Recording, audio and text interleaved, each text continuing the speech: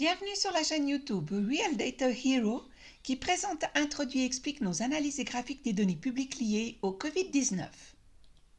Dans la vidéo Détective statistique du jour, je vais expliquer et remettre en question le contenu et le contexte du rapport mensuel du groupe de travail sur la grippe de l'Institut Robert Koch et visualiser les corrélations. Pour ce faire, je me base essentiellement sur 3 tableaux qui résument des données différentes. Les données régionales sur l'activité des infections respiratoires de 819 cabinets médicaux participant au système de notification, en bas à gauche. Les résultats des analyses virologiques des écouvillons envoyés au laboratoire spécialisé par les 58 pratiques sentinelles prioritaires concernées, en haut à droite. Et les rapports de cas que tous les cabinets médicaux doivent envoyer en raison de l'obligation de déclaration prévue par la loi sur la protection contre les infections. Ces données sont incluses dans chaque rapport hebdomadaire du groupe de travail sur la grippe et nous avons transféré en continu les rapports de 2016 à 2021 dans une base de données et les avons analysés. Voici donc ici sous forme de zone grise l'activité dite IRA, infection respiratoire aiguë, du premier tableau mentionné. Donc toutes ces maladies respiratoires aiguës pour lesquelles un des cabinets participants au système de déclaration a été visité. Nous reconnaissons clairement les pics saisonniers qui se produisent principalement après le changement d'année.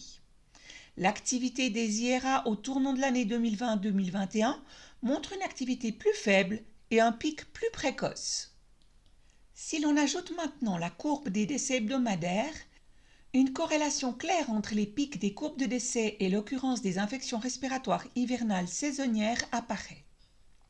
Les années précédentes également, on constate cette corrélation entre la hauteur de la courbe d'activité et celle des décès, comme en 2018 où le pic le plus élevé de la courbe des décès coïncide également avec l'activité IRA la plus élevée. Il en va autrement du pic au tournant de l'année 2020-2021 où la courbe des décès indique un maximum qui correspond à peu près à celui de 2018. Toutefois, la faiblesse relative de l'activité des IRA à cette époque est surprenante.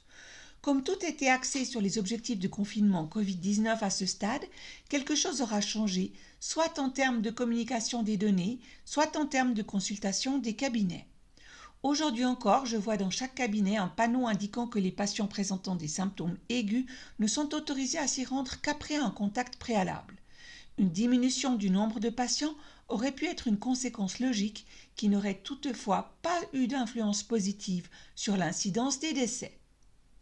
Si l'augmentation saisonnière des décès en hiver est apparemment liée à la survenue d'infections respiratoires, les diagnostics virologiques de laboratoire établis depuis des années fournissent des indications sur les corrélations possibles avec la survenue des virus de la grippe, qui sont désormais inscrits en colonne bleue sur le graphique et qui sont corrélés à la fois avec l'activité des IRA et avec les pics de la courbe des décès. Dans la plupart des cas, aucun virus de la grippe n'est détecté dans les points bas estivaux des courbes de mortalité. Toutefois, si aucune autre infection respiratoire ne survient pendant cette phase, seuls quelques échantillons sont envoyés pour examen. Entre les semaines civiles 11 et 15 en 2020, les chiffres de la grippe chutent brusquement. Le RKI estime également que cette circonstance doit être expliquée et écrite. Comme le décrit le bulletin épidémiologique 16-2020, on peut observer globalement que les taux des IRA ont fortement diminué depuis la 10e semaine, entre le 2 et le 8 mars 2020. Cette tendance est évidente tant chez les enfants jusqu'à 14 ans que chez les adolescents et les adultes 15 ans et plus. Pour les adultes en particulier, une chute aussi importante du taux des IRA sur plusieurs semaines est extrêmement inhabituelle et n'a été enregistrée dans aucune des 3 saisons précédentes. Une tendance similaire est également observée parmi les IRA avec fièvre. Fin de citation. Aucune explication à cette observation surprenante. Comme nous sommes à ce moment-là au début de la pandémie de Covid, les tests PCR positifs pour les virus SARS-CoV-2 devraient donc jouer un rôle ici. Ils suivent également la courbe de la grippe sans discontinuité, mais leur nombre éclipse complètement les valeurs précédentes de la grippe. À ce niveau, ils ne sont pas non plus en corrélation avec les taux de mortalité qui devraient afficher une fluctuation beaucoup plus importante s'ils étaient aussi dangereux que les virus de la grippe.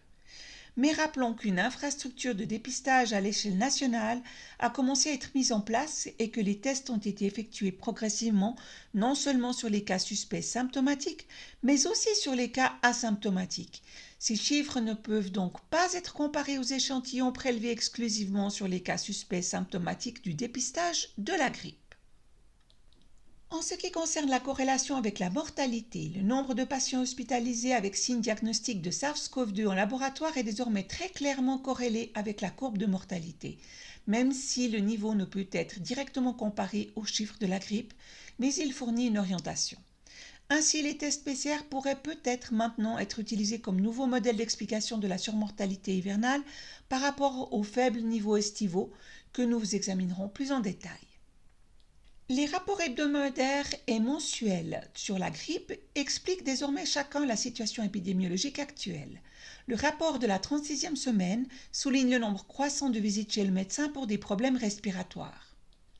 Parmi les virus détectés, les rhinovirus et les virus RS sont nettement supérieurs aux valeurs des années précédentes pour cette période de l'année, alors que les virus de la grippe n'ont pas été détectés du tout.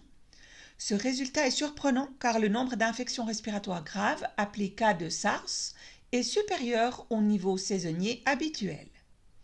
Une activité grippale inhabituellement faible continue également d'être signalée dans le monde entier. Même dans l'hémisphère sud, où l'on observe habituellement des vagues de grippe à cette période de l'année, aucune preuve d'une augmentation de l'activité grippale n'a été signalée. Pour l'instant, je laisserai cela sans commentaire, comme cela a été fait dans le rapport, mais l'on serait en droit d'espérer une explication compréhensible des experts du RKI. Si j'énumère les différents types de virus détectés dans l'ordre chronologique, il en ressort à première vue un pot-pourri coloré dans lequel les types de grippe dominants alternent au cours des années précédentes. Dans la partie inférieure de la fourchette, on voit apparaître une base de rhinovirus en particulier, également présent pendant la saison estivale. La corrélation correspond ici au pic déjà connu des courbes de mortalité. La situation est différente depuis le début de la pandémie du Covid.